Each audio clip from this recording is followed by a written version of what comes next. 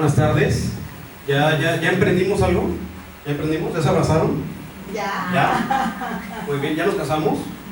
Falta. ¿Nos divorciamos? Muy bien. Bueno, pues vamos a continuar con esta ponencia que ya estábamos teniendo en breves hace unos momentos. Pero antes que nada hay que contextualizar, ¿no?, a nuestros invitados. Veo muchas caras conocidas.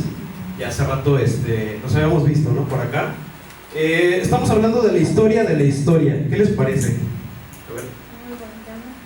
Pareciera un buen tema, pareciera un tema difícil, complejo, aburrido. ¿Hasta ahora se han aburrido? ¿Les ha gustado? ¿Qué les ha parecido? Muy bien, muy interesante. Muy interesante. Pues nada más para contextualizar a la gente que nos está visitando, al inicio decíamos un breve prefacio que era de una persona que hace un tiempo me comentó: amo escuchar tus historias, me gusta que cuentes historias, pero de todas las historias que me has contado, la que más me gusta es la historia de la historia. Esto me lo dijo una persona anónima, de la cual no vamos a decir el nombre en este momento, pero me lo dijo en el año de 2013. Entonces también para la gente que nos está viendo a través de las redes sociales, para que sepan el porqué de esta plática, ¿no?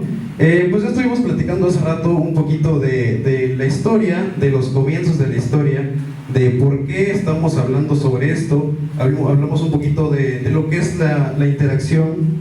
Igual tengo el micrófono muy cerca, ¿no? Sí. ¿Puedes sostener?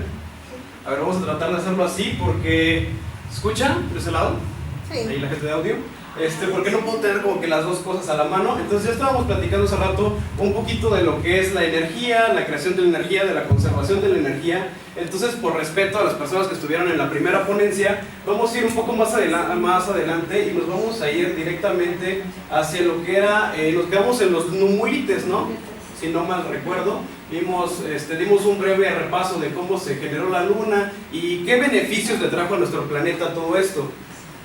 El agua, vimos la generación de charcos, océanos que posteriormente dieron vida a las bacterias y las bacterias a la vida. Vimos que existen organismos fotosintéticos, eso ya lo pasamos, ya lo pasado, ¿no? Dicen por ahí. Entonces vamos a llegar exactamente hacia la parte donde nos habíamos quedado. Hablamos un poquito de la explosión cámbrica, de la extinción pérmica, del primer pez óseo con mandíbula y muchos temas que al parecer a la mayoría de ustedes se les hicieron interesantes. Entonces vamos a llegar, ahorita nada más es para contextualizar a la gente que va llegando y que ya estamos en esta segunda etapa de ponencias que han sido sin duda que nos hemos llevado mucha información de gran relevancia. Vimos la evolución tal cual con los reptiles. Pues es que no, a veces funciona, a veces no. Nada más para llegar a la parte de los numulites. Más adelante.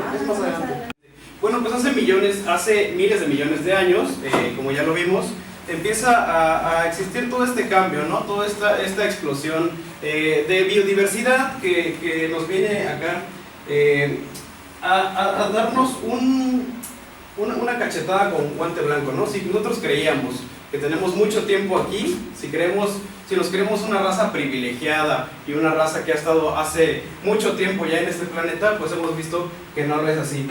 Tanto es que los numulites comienzan a formarse en esta época de la historia en el lecho marino. Estos numulites posteriormente, en muchos años posteriores, servirán como un material para generar las pirámides del mismo Egipto, ¿no? Si podemos pasar a la siguiente filmina. Tenemos también la aparición simultánea alrededor del mundo de una de las criaturas o uno de los seres más interesantes, si de esta manera lo queremos ver, y lo cual es el pasto.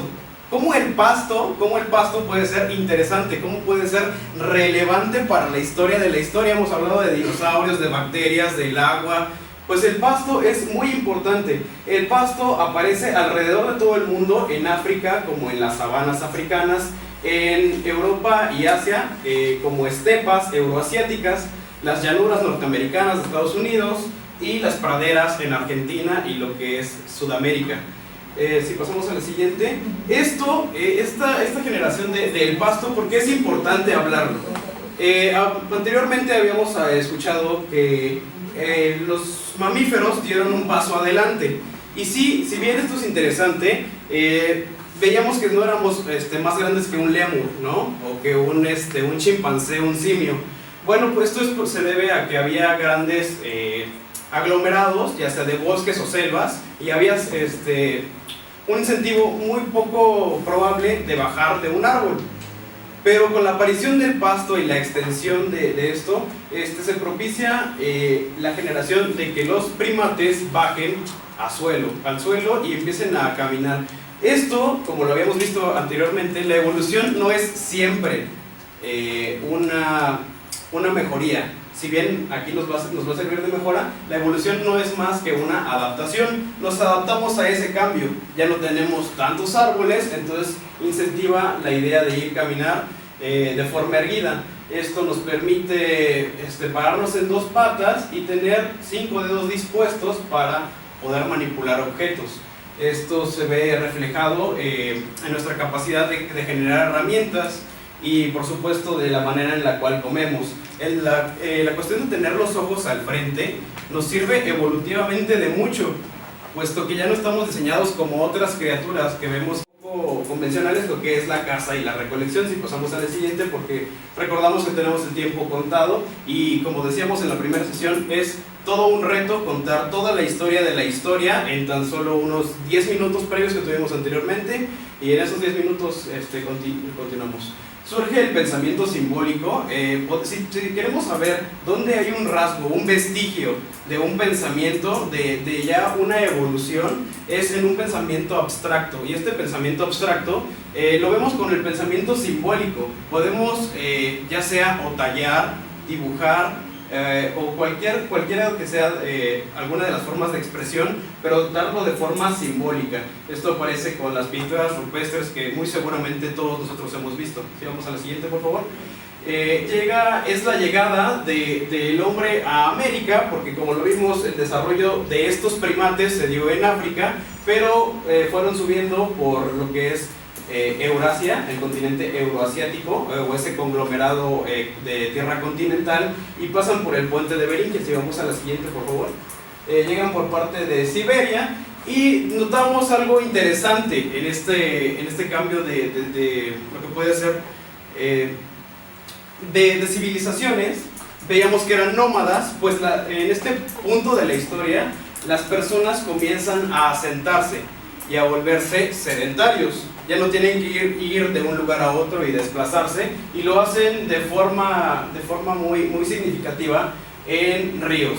Lo que es el Victoria y el Alberto se convierten en el río Nilo de Egipto, el Tigris y el Éufrates de los mesopotámicos en Sumeria. Mesopotamia es la cultura madre de todos nosotros, hoy conocida como Irak. El río Indo en Pakistán, y el río Amarillo y el Yangtze en China. Entonces, como vemos, alrededor del planeta comenzamos a sentarnos alrededor de lo que son las grandes masas de agua, ¿no? Para poder realizar lo que es la agricultura, la ganadería, la jerarquización de clases sociales, que esto es algo sumamente interesante, porque fue lo que propició a que ya no tuviéramos que estarnos moviendo de un lugar a otro. En la sociedad primitiva existía el jefe, es decir, el que manda, y los demás. Y esa era toda la distinción jerárquica. Con una distinción jerárquica más avanzada, podemos decir, bueno, está el jefe, está el agricultor, el ganadero, está las personas que se encargan de proveer una educación a los niños, está la persona que se encarga de protegernos de otras civilizaciones, etc. Entonces viene un pensamiento más allá, viene el pensar a futuro, que esto sentará las bases para la política, es la planeación para la administración. Si vivimos con más personas, hay que preguntarnos de qué vamos a comer, cómo vamos a protegernos. Hay que administrar, y de esta manera se genera la política. Una vez que ya tenemos todas las necesidades básicas cubiertas, es obvio que debemos de dar un paso más allá.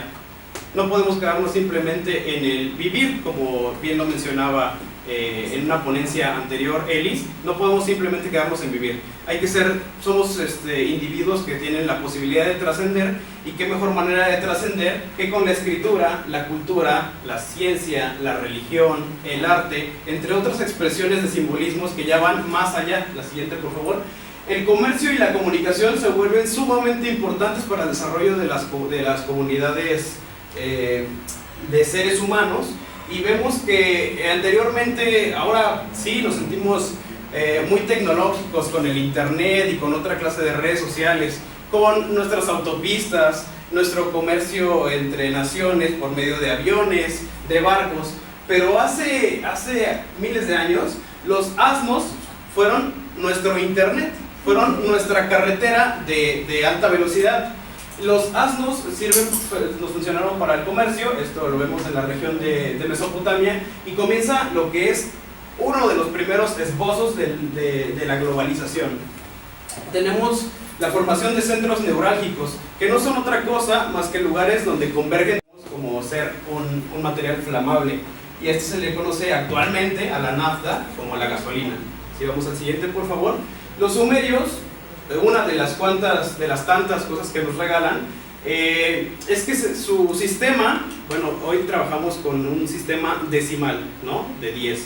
Ellos manejaban sus ciclos y su contabilidad en 12, lo cual genera pues que nosotros dividamos el tiempo en 12 horas. Vamos a la siguiente, por favor.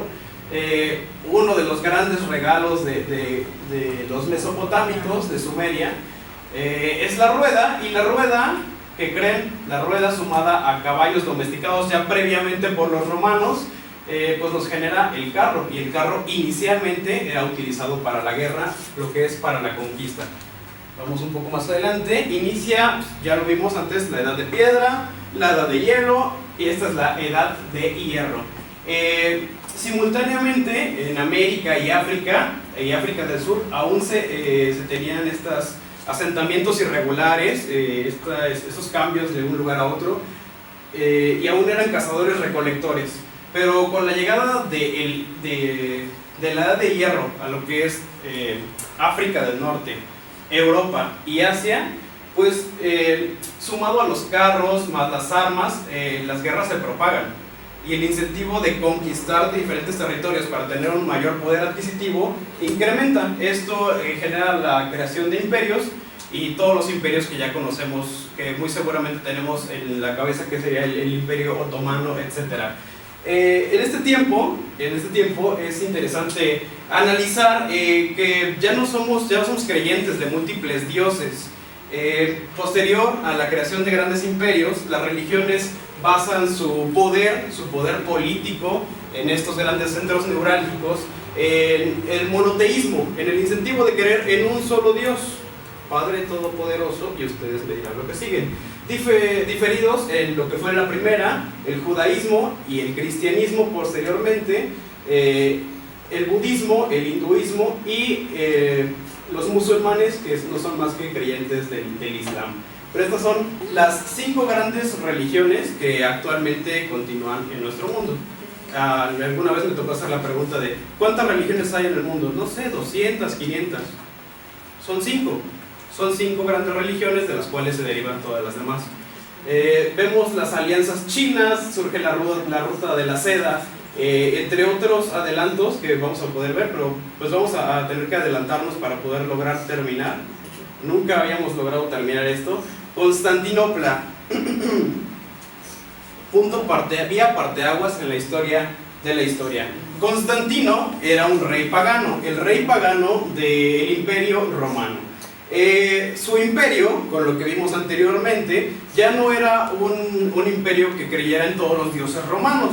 Un gran compilado de gente ya creía en un solo Dios, el Padre de Jesús, y se convierte al cristianismo. Entonces